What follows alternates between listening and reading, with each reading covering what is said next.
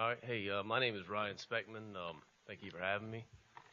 A little over 6.5 years ago, Lin Peterson, my buddy, and I started a seafood company called Local Seafood with one simple principle, that we would buy and sell seafood caught from local fishermen on the North Carolina coast.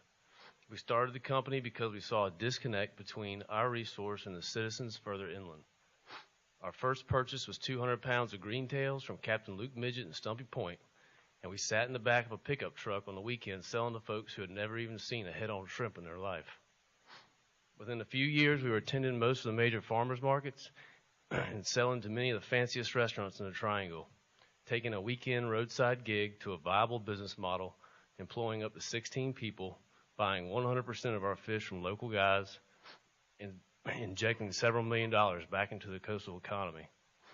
The reason I tell you this, based on our quick growth, there's tremendous demand for the resources that our watermen produce, and there's tremendous demographic of people in this state whose typical or only option to access this resource is through the fishermen that catch it and people like myself that bring the resource to their doorstep.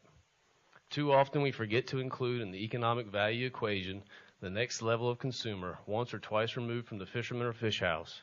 We forget all the chefs who use our state's resource and the patrons that consume it. We forget all the value in the retail consumer as a grocery store or a farmer's market.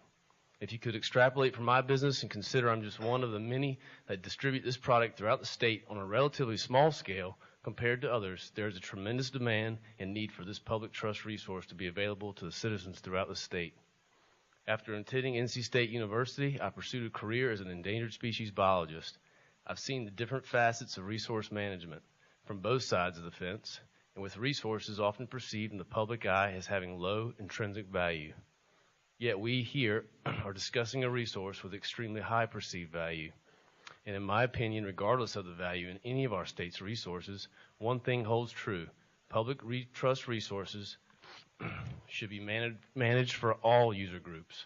On paper, this petition doesn't completely shut down shrimping in North Carolina, but we in the industry know that for all intents and purposes, this petition will wipe out our shrimping industry and devastate the already fragile coastal economy.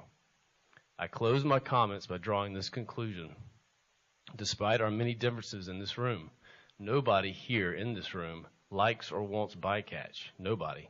And even after exceeding federal goals to reduce bycatch these last couple seasons, we still continue to work towards improving that efficiency. So rather than introducing even more regulations on top of regulations that already exist, let's work together and towards a common goal of reducing bycatch using innovation, technology, and a little common sense. Thank you. Thanks, sir.